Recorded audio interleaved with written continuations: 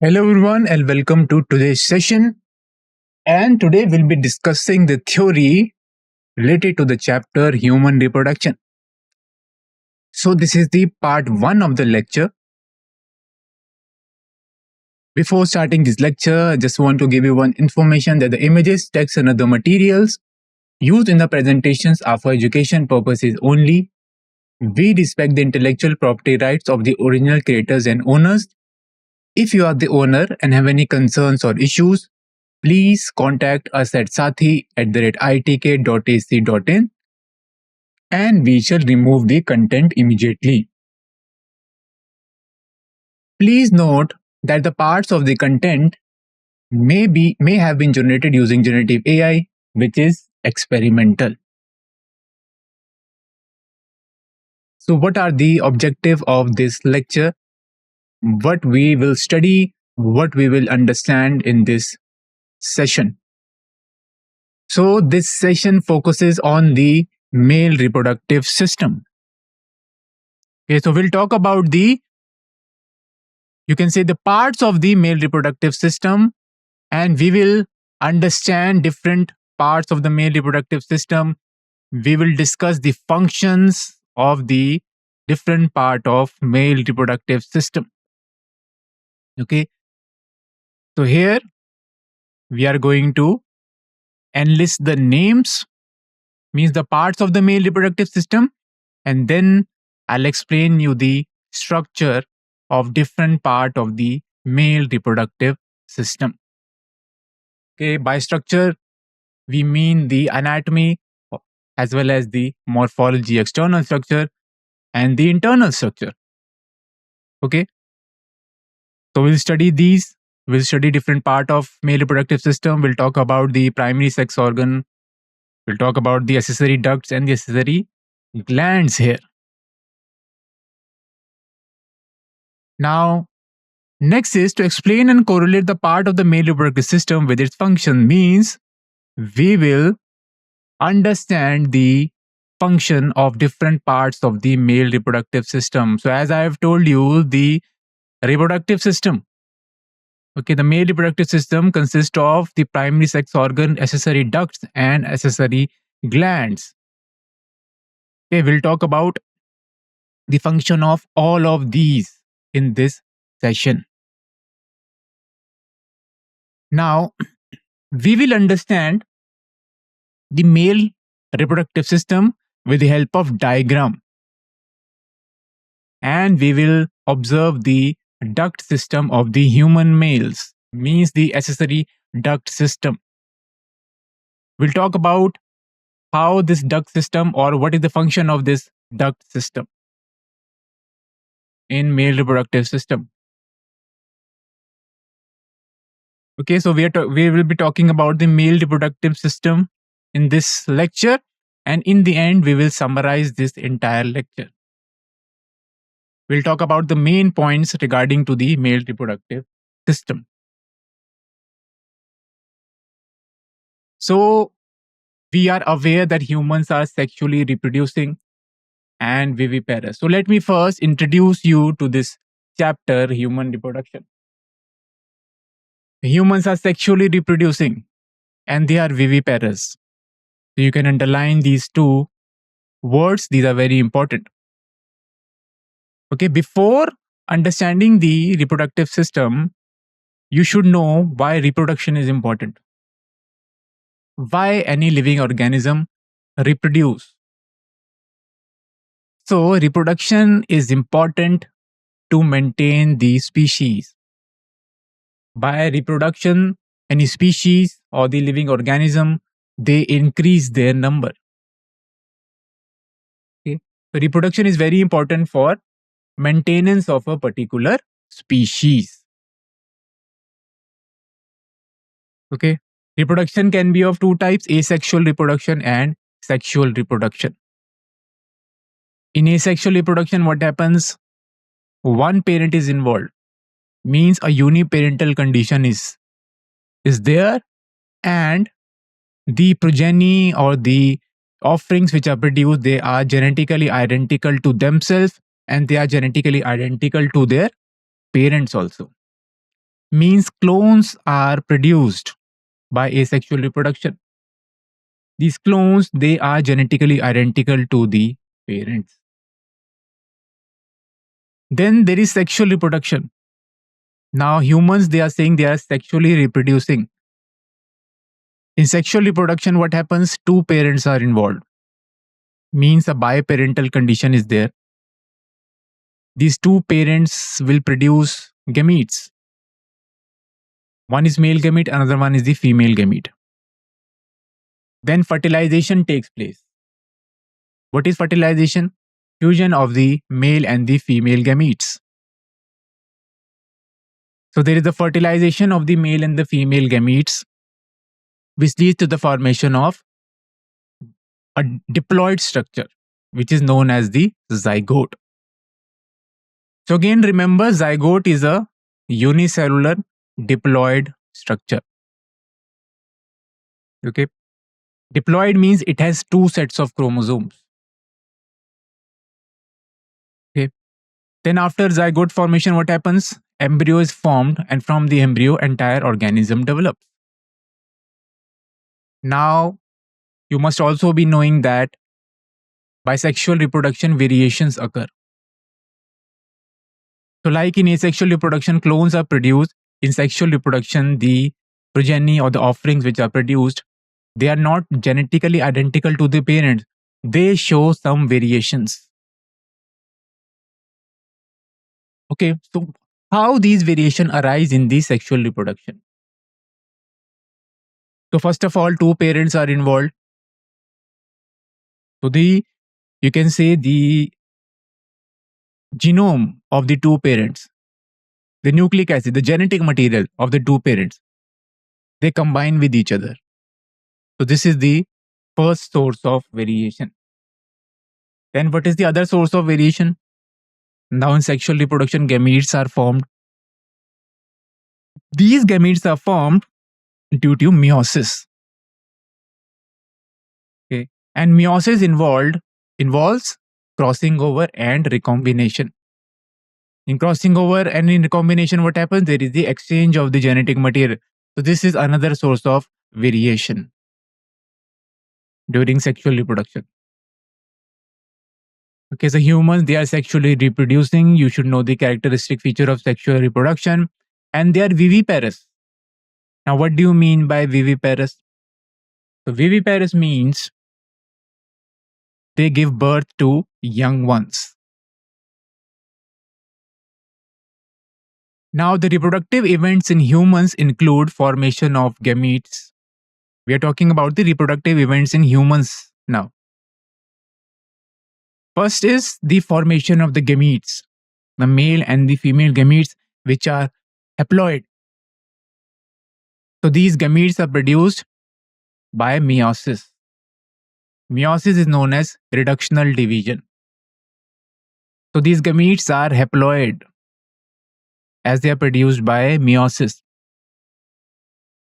They are haploid means they consist of one set of chromosome. The formation of gamete is known as gametogenesis. Okay. So sperms are produced in males and ovum, this is produced in the females. Ovum, or you can say egg. Okay. Next is now the gametes have been produced. Now how the gamete will fuse with each other? So they have to meet in order to fuse with each other. The second is the transfer of the sperms into the female genital tract. And this process is known as insemination. Okay. So after gametogenesis, next step is insemination. Okay. What is the organ involved in insemination? Penis. This is a copulatory organ. This is involved in the insemination. So this penis has specialized kind of tissue, and it helps in the erection of the penis, which is very important for the insemination. Now after insemination, what happens? Fusion of the male and the female gametes, which is known as fertilization. Okay. Then fertilization leads to the formation of a diploid structure known as the zygote. So zygote will be 2n, means it have two sets of the chromosomes. Okay. Now the zygote has been formed. After zygote, what happens? There is a formation of the blastocyst. Okay. Then this blastocyst gets attached to the endometrium of the uterus. So uterus have three walls. Okay. What are these three walls? Outer wall is the perimetrium, the middle wall is the myometrium, inner wall is the endometrium. So blastocyst, it attaches to the endometrium. Clear? Which is one of the layer of the uterus. This process is known as implantation. Attachment of the blastocyst to the uterine wall. Implantation is very important for the pregnancy. Now, after implantation, next step is gestation, which is the development of the embryo. So during gestation, the embryo development takes place. In humans, the gestation period is 9 months. So this gestation period varies in different animals. Okay. Now the last one is the parturition, which is the delivery of the baby. So what are the reproductive events in humans? The first is gametogenesis. Next is the insemination. Then fertilization. Then formation of blastocyst, or you can say implantation. Then gestation, and then parturition. So you should remember this sequence. A question can come from here. Okay, what are the correct reproductive events, or what is the correct sequence of reproductive events in the humans? All right. So you should know the definition of all of these: gametogenesis, formation of gamete; insemination, transfer of sperm into female genital tract. Okay. Fertilization is the fusion of the male and the female gamete. What is implantation? Okay, we'll talk about implantation in our further lectures also. So for now, remember that implantation is the attachment of the blastocyst to the uterine wall. So this uterus has three walls. Outermost is the perimetrium, then middle layer is the myometrium, and innermost layer is known as the endometrium. So blastocyst will attach to the endometrium, innermost wall of the uterus. This is known as implantation. Okay, clear? Now after implantation, next step is gestation and then parturition, which is the childbirth. Okay, what is parturition? Delivery of a baby, or you can say childbirth. So you should remember all these scientific terms. Now, you have learned that these reproductive events occur after the puberty. So first of all, what is puberty? Puberty, okay, after puberty, what happens, or when any organism it attains puberty, means that organism, that a person or that person have attained sexual maturity. The person is reproductively active. It is sexually mature. It can give rise to offerings. So this puberty is a, you can say, it is a process. Okay. Or it is the time of the life where lot of hormonal changes occurs, lot of morphological changes occur. Okay. And when the person attained puberty, then the person becomes sexually active. Here, lot of hormonal changes occurs, lot of hormones are synthesized. These hormones lead to the development of secondary sexual characteristics. Now in females, breast development is a kind of morphological change. So this is one of the secondary sexual characteristic which appears first in the females. So it is one of the first secondary sexual characteristic which appear in the female. Then onset of menstrual cycle, pubic hairs. These are all secondary sexual characteristic in female. In males, what are secondary sexual characteristic? Again, pubic hair, facial hairs, a deepening of the voice. Okay, so all these reproductive events occur after the puberty. At puberty, the primary sex organs, okay, they become active, they start secreting the hormones. We'll talk about the primary sex organs also. So these are testes in males and ovaries in the females. Now, there is a remarkable differences between the reproductive events in the male and in the female. For example, sperm formation continues even in the old man. Okay. So you can see sperm formation is even occurring in an old man, although the sperms will have less viability in the old ages. But the formation of the ovum or the egg, it ceases, means it stops in the woman around the age of 50 years.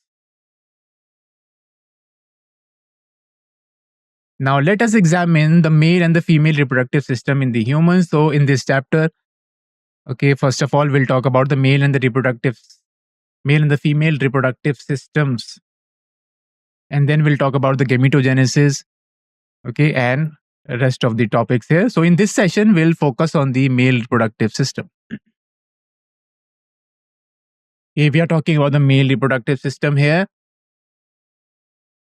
so what is the location of the male reproductive system?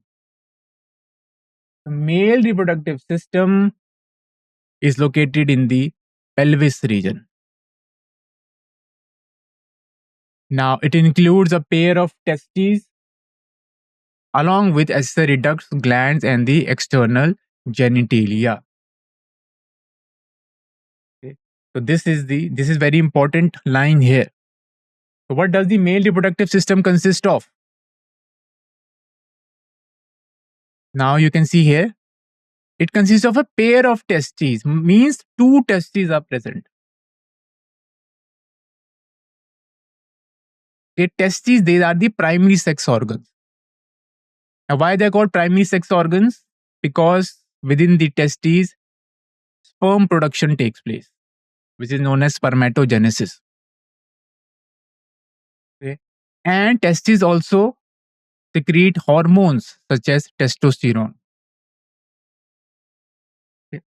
So we'll talk about this also, which cells secrete testosterone. So there are certain cells, Leydig cells, which secrete testosterone. They are present within the testes. Then this is the primary sex organ, testes. Along with testes, accessory ducts are present, accessory glands are present, and external genitalia is also present. So we'll talk about all of these in this session today. So first of all, testes, they are situated outside the cavity, outside the abdominal cavity, within a pouch called as scrotum. So testes are present in a cavity, in a pouch known as the scrotum. Now, why testes are present in scrotum? Okay, so in the scrotum, a lower temperature is maintained as compared to the body temperature. So body temperature is 37 degrees Celsius. In the scrotum, a temperature which is 2 to 2.5 degree less than the normal body temperature is maintained. And this lower temperature is very important for the sperm production. Okay, this lower temperature is important for the spermatogenesis. Clear? So lower temperature is maintained as compared to the normal body temperature. So here you can see in this diagram, this is a diagrammatical sectional view of the male pelvis showing the male reproductive system. So you can see here seminal vesicles, bulbourethral gland, prostate gland. These are all accessory glands. We'll talk about these. Okay. And then you can see here penis, which is a part of external genitalia. Okay, then vas deferens you can see here, which is accessory duct. Okay, then you can see glans penis, which is the head of the penis. This is also known as head of the penis. Foreskin you can see. Testis is the primary sex organ. Testis is located within the scrotum. Then you can see here ureters, they are coming from the kidneys. Ejaculatory duct, this is also accessory duct. And rectum and anus, these are part of digestive system. So we'll talk about all of these parts of the male reproductive system. We'll talk about their function as well.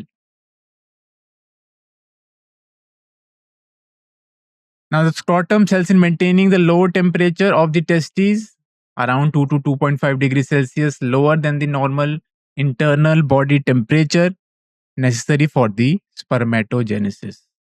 Spermatogenesis means sperm formation. In adults, each testis is oval in shape with a length of about 4 to 5 centimeter and a width of about 2 to 3 centimeter. Okay, so again, we have seen this diagram before also. This is a diagrammatical section view of male pelvis showing reproductive system. These are testes. A pair of testes is present. These testes are located in the scrotum. You can see the shape of the testes. It is oval in shape. Now, testes is covered by a dense covering. So, testes has two coverings. Okay. So, what are these two coverings? So, one of the covering is known as tunica vaginalis. This is the outer covering. And the other covering is known as tunica albuginea, which is the inner covering. Okay, so testes is covered by a covering which protects these testes. This covering is known as tunica albuginea. So tunica albuginea is the inner covering which protects the testes, and tunica vaginalis, this is the outer covering. You should remember the names of these two coverings. Now each testis has about 250 compartments which are known as testicular lobules. I'll just show you the figure of these testes. So here you can see this is a diagrammatical view of male reproductive system, and the part of testis is open to show the inner details. So you can see the anatomy of the testes here. So testes, they are oval shaped. You can see within the testes 250 testicular lobules are present. Okay, then you can see retitestes, vas efferentia, epididymis, vas deferens. These are all the accessory ducts. The seminal vesicle, prostate and bulbourethral gland, these are the seminal glands. Okay, here you can see the glans penis, foreskin, and the urethra also you can see here. Okay, so urethra runs, you can say, along the length of the penis. This entire is urethra. Now, each testicular lobule, so there were 250 testicular lobules in a testis. Each testicular lobule contains 1 to 3 highly coiled seminiferous tubules in which sperms are produced. So within these lobules, 1 to 3 seminiferous tubules are present, which are highly coiled, and these seminiferous tubules, they are the site of the synthesis of the sperms. Okay, so question can come from here. What is the site of synthesis of the sperms, or where are sperms synthesized, or where does spermatogenesis takes place? So we'll write seminiferous tubules. Now each seminiferous tubule is lined on its inside by two types of cells called the male germ cells, also known as spermatogonia, and the Sertoli cells. So towards the inner side of the seminiferous tubules, two kinds of cells are present. Okay, one is the spermatogonia, another one is the Sertoli cells. So these spermatogonia, they are kind of stem cells. Why they are kind of stem cells? Because they keep on dividing. They can, you can say, self-renew themselves. Okay. So they can undergo, you can say, mitosis and make more copies of itself. So they can self-renew themselves. Okay.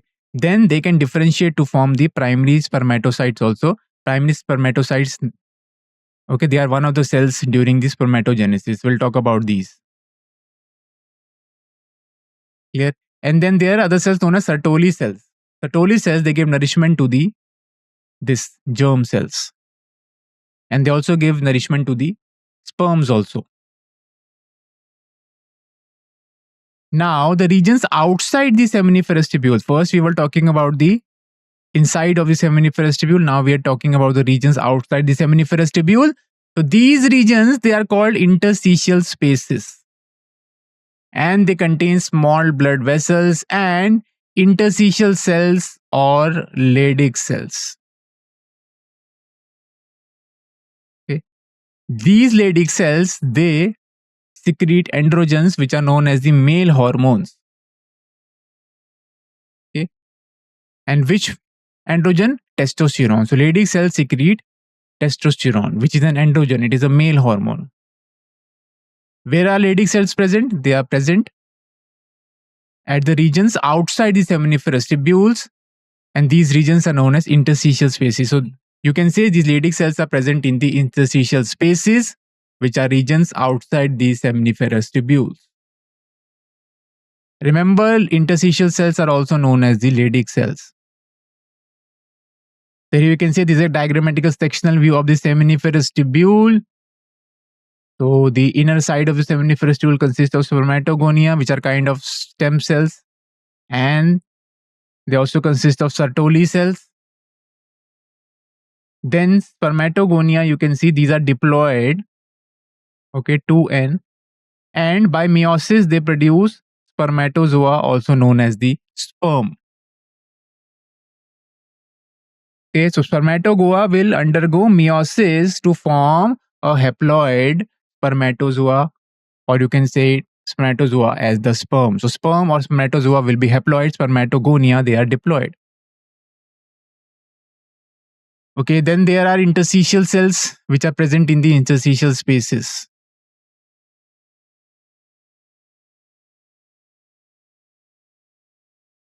Now, Leydig cells, they synthesize and they secrete testicular hormones called the androgens.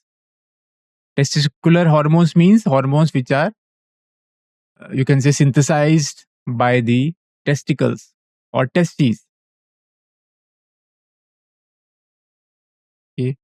Now, other immunological competent cells are also present here. Immunological competent cells means cells against which immune response can be generated. Some of the immunologically competent cells present are macrophages.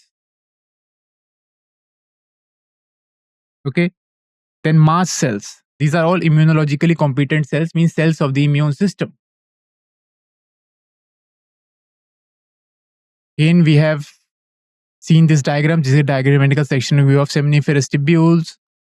Here you can see interstitial cells, also known as the Leydig cells. They are present here.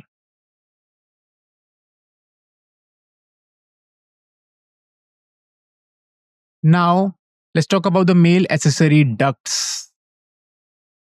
So these include reticestis, vas efferentia, epididymis, and vas deferens. Let's talk about the function of all of these. Okay. So these accessory ducts, they help in the storage, maturation, and transport of these sperms. This is a common function of all of these accessory ducts. Okay, now we'll understand the individual role of these. Okay, and we will also talk about the pathway of the sperm, how the sperms travel from testes to outside of the body. Now, seminiferous tubules, in seminiferous tubules, sperms are produced. Seminiferous tubule opens of the testis opens into the vas efferentia through the testes. Okay, so you can simply say seminiferous tubules. In seminiferous tubules, sperms are synthesized from seminiferous tubules. The sperms are transfer to rete testes, and from rete testes to vasa efferentia. Okay, so what is rete testes? Rete testes is a network of small tubes within the testes. So it is present within the testes that collects the sperms from the seminiferous tubules. So rete testes collect the sperms from the seminiferous tubules. So now the sperms are in rete testes. Rete testes, from the rete testes, sperms are transferred to vas efferentia. Okay, now the vas efferentia leaves the testes. This is very important. Vas efferentia will then leave the testes and open into epididymis, which is located along the posterior surface of each testes. In epididymis, what happens? In epididymis, there is storage and maturation of the sperm. So you should remember the function of epididymis.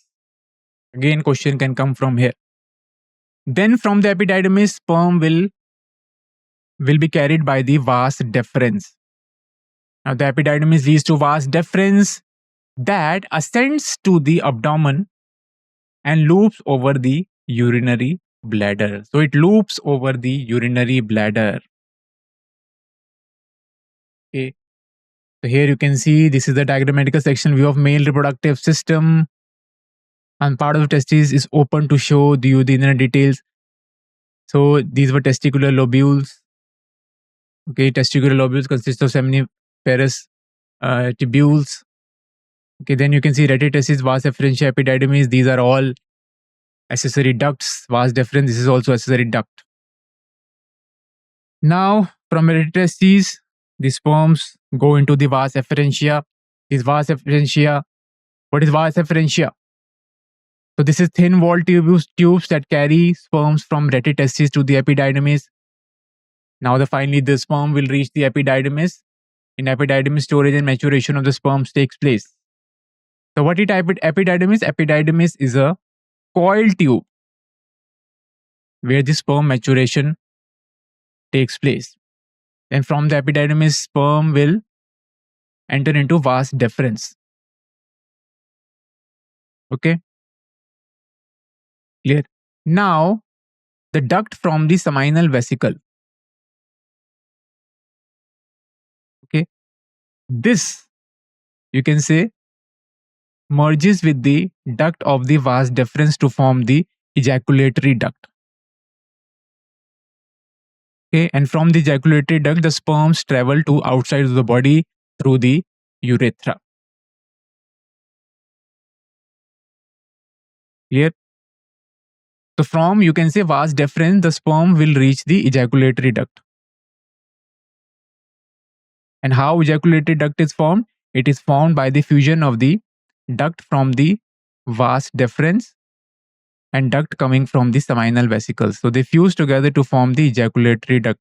So finally, the sperms will reach the ejaculatory duct, which is formed by the fusion of the duct from vas deferens and the seminal vesicle.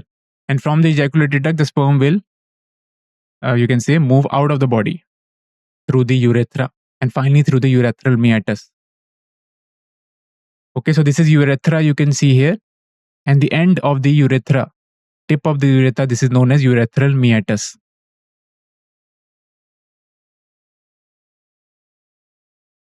Okay, so vas deferens.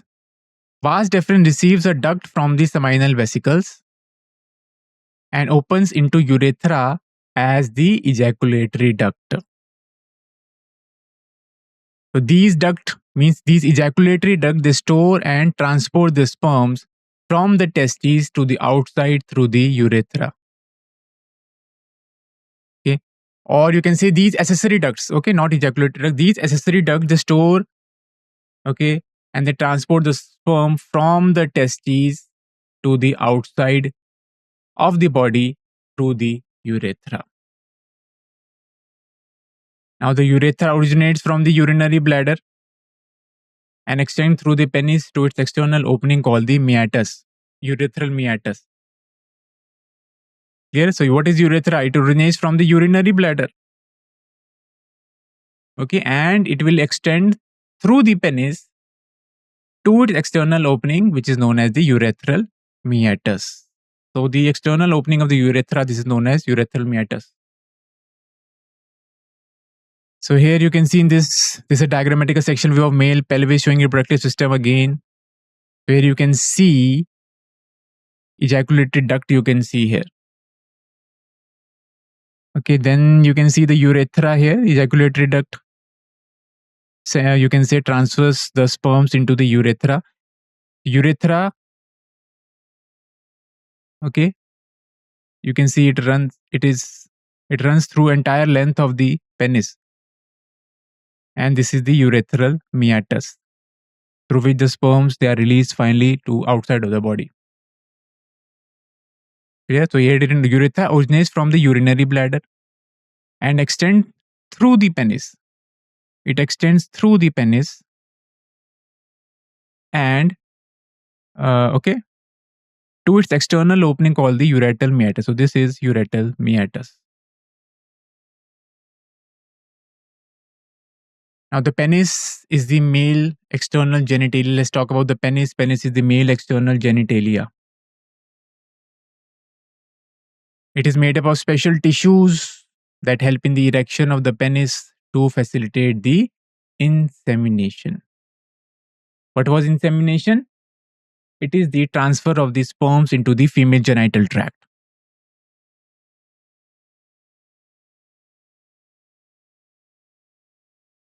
Now the enlarged end of penis, called the glans penis, is covered by a loose fold of skin known as the foreskin. Okay, so glans penis, I've shown you the image of the glans penis also. So in simple word, glans penis is the head of the penis. Okay. So enlarged end of the penis or head of the penis, this is known as the glans penis, and this glans penis is covered by a foreskin, which is loose fold of skin. Okay, so this foreskin is present by birth, and sometimes it can completely retract or sometimes not. Here, so again, we have seen these diagrams here. You can see this is the glans penis, which is the head of the penis, and this is the foreskin. Here you can see all the accessory ducts also. Okay, what are these accessory ducts? Ejaculatory duct. Then rete testes, you can see here, vas efferentia, epididymis, vas deferens. These are the accessory ducts. Okay. So here you can see what is the difference between vas deferens and vas efferentia. So basically, difference is in their location. Okay. Clear? And their function also. So basically, you can see vasa efferentia is here. So sperms, they enter into rete testis. From rete testis, they will enter into vasa efferentia. Okay, vasa efferentia is present within the testes. Vasa deferentia is present outside the testes. So their location is different. Clear? So vasa efferentia, they are quite small and they are twisted tubes that connect the rete testes to the epididymis. Okay. And vas deferens, they are longer as compared to vas efferentia. You can see they are longer. They are muscular tube. Clear? They are arising from epididymis. Okay, so these are the difference between vas deferentia and the vas efferens. Another difference, this vas deferens is combines with the duct coming from seminal vesicles, and this fusion, this forms the ejaculatory duct. Okay. So these vas deferens, they will carry the mature sperms because sperm maturation takes place in epididymis. So this vas deferens, they will carry the mature sperms. This is also a difference. Vas deferens will carry the mature sperms because sperms maturation takes place in the epididymis. Now, let's talk about the male accessory glands. So these include paired seminal vesicles, a prostate, and a paired bulbourethral gland. Paired bulbourethral gland means two bulbourethral glands are present. Now, secretions of these glands constitute the seminal plasma, which is rich in fructose, calcium, and certain enzymes. So the seminal plasma is the major component of the semen. Again, question can come from here. What is the constituent of seminal plasma? It is rich in fructose, calcium, and certain enzymes.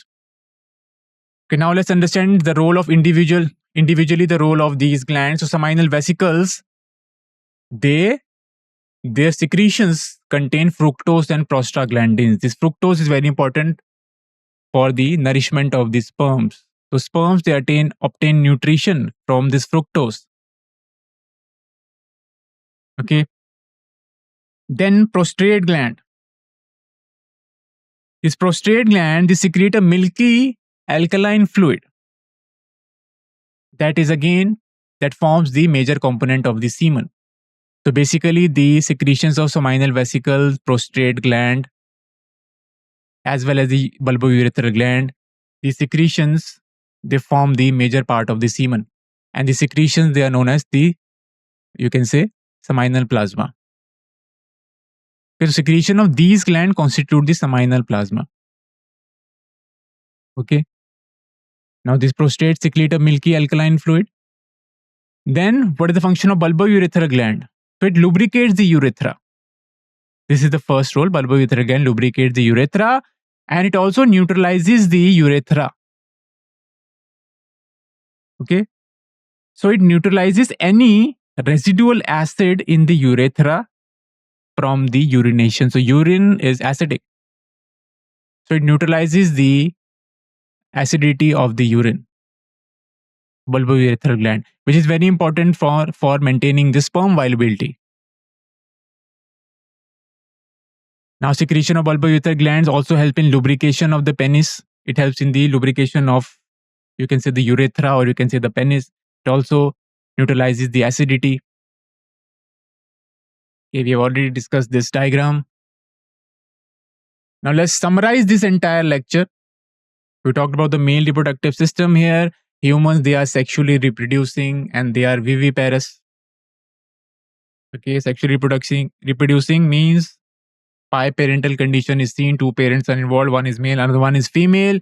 Gametes are produced through meiosis. Then fertilization occurs. After fertilization, zygote is formed, and then embryo is formed. And from embryo, entire organism develops. You should remember the correct sequence of the reproductive events here. Okay, gametogenesis, insemination, fertilization, implantation, gestation, and then parturition. Now, male reproductive system is composed of pair of testes, which is the primary sex organ, then accessory ducts, okay, which were retitestes, vas efferentia, epididymis, vas deferens. Okay, you should know the difference between vas efferentia and vas deferens. Vas deferens carry the mature sperms. Vas deferens is quite long as compared to vas efferentia. Okay. Accessory glands are seminal vesicles, prostate gland, and bulbourethral gland, and external genitalia is penis. Now, each testis has 250 compartments known as testicular lobules, and each lobule contains 1 to 3 highly coiled seminiferous tubules. And seminiferous tubule, they are the site of the spermatogenesis, means sperm formation. Then you should know why testes are present in the scrotum. Okay, because in scrotum, lower temperature is maintained. Okay, 2 to 2.5 degrees Celsius less than the normal body temperature. This temperature is required, or this lower temperature is required for the synthesis of the sperms. Now, each seminiferous tubule is lined inside by spermatogonia and the Sertoli cells. So, on the inner side of the seminiferous tubule, spermatogonia, which are diploid cells, they are present. Meiosis occurs in spermatogonia, and haploid spermatozoa are formed. And Sertoli cells, they provide nourishment to the male germ cells. They also provide nourishment to the sperms as well. To the outside means in the interstitial spaces, Leydig cells or interstitial cells are present. Now, spermatogony undergo meiotic divisions. Meiosis is reductional division, leading to the sperm formation, which will be haploid, while Sertoli cells provide nutrition to the dividing germ cells. Leydig cells, also known as interstitial cells, they are present outside the seminiferous tubules. They synthesize and secrete the testicular hormones called the androgens, and the male external genitalia is known as penis. An erection of penis is important for the process of insemination. Clear? So now we have discussed the male reproductive system. Now Now we are going to discuss the DPP related to this topic. So let's begin with the DPP now. So what is the first question here? What is the primary function of scrotum in the male reproductive system? Okay, so within the scrotum, testes are present. So why testes are present within the scrotum? Okay, scrotum is outside the abdomen. So you can say testes are located outside the abdomen. So what are the options here? Production of sperms. B is secretion of androgen. C is maintenance of lower temperature for spermatogenesis. And D is storage of the seminal fluid. So what will be the answer?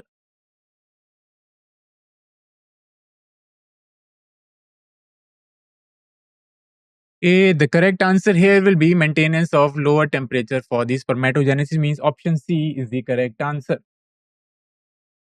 Okay, so normal from the, you can say the temperature. Okay, lower temperature is maintained in the scrotum, which is 2 to 2.5 degrees Celsius less than the normal body temperature. Okay, so means around 35 degree Celsius. Now next question, which cells in the seminiferous tubules are responsible for providing nutrition to the germ cells? So seminiferous tubules, they are the site of the synthesis of the sperms. Spermatogenesis occurs in seminiferous tubules. So on the inner side of the seminiferous tubules, spermatogonia are present as well as Sertoli cells are present. On the outside, the Leydig cells are present, or the interstitial cells are present in the interstitial spaces. Okay, so which cells provide nutrition to the germ cells? Options are Leydig cells, Sertoli cells, interstitial cells, or spermatogonia.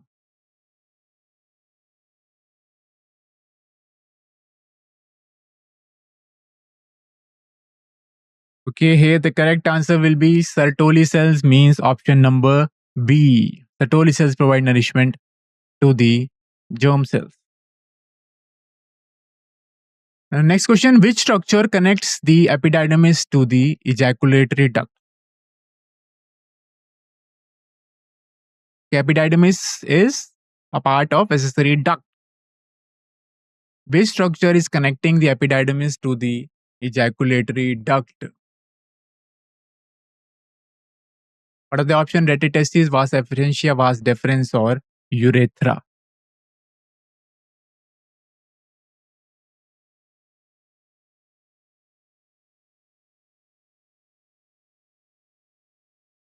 Okay, so you know about the accessory ducts.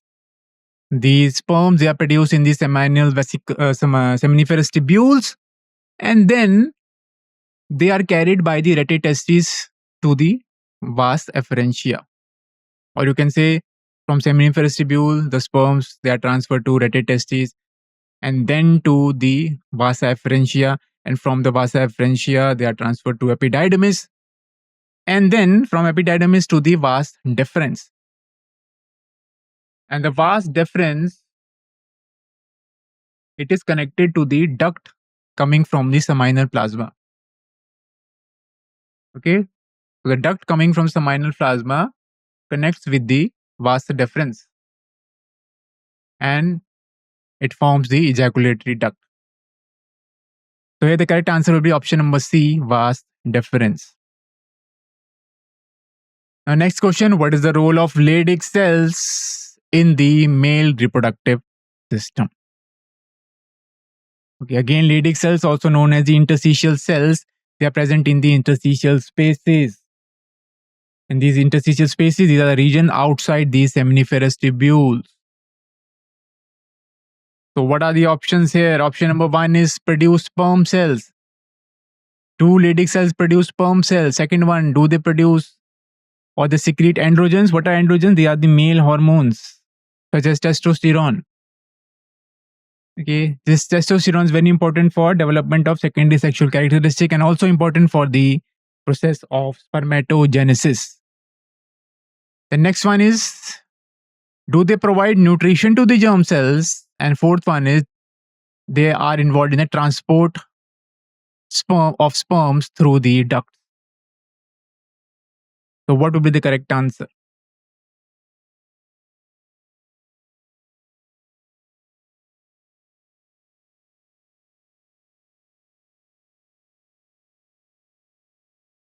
So let's have a look at the answer here. Answer will be option number B.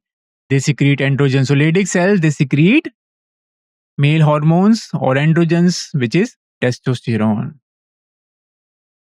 The next question, which component of seminal plasma is primarily contributed by the seminal vesicles? Okay. Seminal vesicles, they are the accessory glands.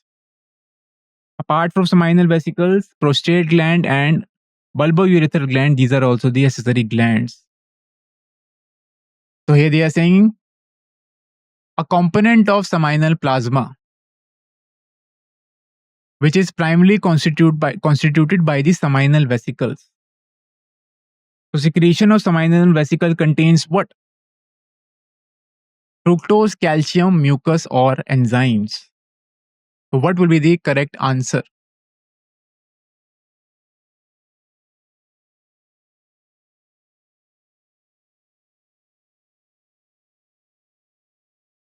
Okay, so let's have a look at the answer here. So answer will be fructose. So the secretion of the seminal vesicles, they contain fructose as well as the prostaglandins. This fructose provides nourishment to the sperms. And seminal plasma, this seminal plasma is the major constituent of the semen. Okay, so the secretions of the glands, accessory glands, this is known as the seminal plasma. Okay, so you should know the role or the function of seminal vesicles. Okay, the role of the prostate gland. Okay, clear, and the role of the bulbourethral gland or the function of the bulbourethral gland. Prostate gland secretes a milky alkaline fluid, which is major part of the semen. Bulbourethral gland, this helps to neutralize the urethra, or you can say neutralize the penis. It helps in the lubrication of the urethra, and it neutralizes the acidity which is due to urination. And to neutralize the acidity is very important because to maintain the viability of the sperms. All our answers are correct. Clear? So what is the primary function of scrotum? Maintaining lower temperature for spermatogenesis. Then which cell is seminiferous tubule responsible for providing nutrition to germ cells? Sertoli cells. Then what structure connects the epididymis to ejaculatory duct? This is vas deferens. And then what is the role of Leydig cells in male reproductive system? They secrete androgens such as testosterone, and fructose is the, you can say, the major component or one of the component of the fluid secreted by the seminal plasma. Okay, so with this, we end this session. I hope this session was quite knowledgeable for you. We'll meet you in the next session. Thank you very much for listening.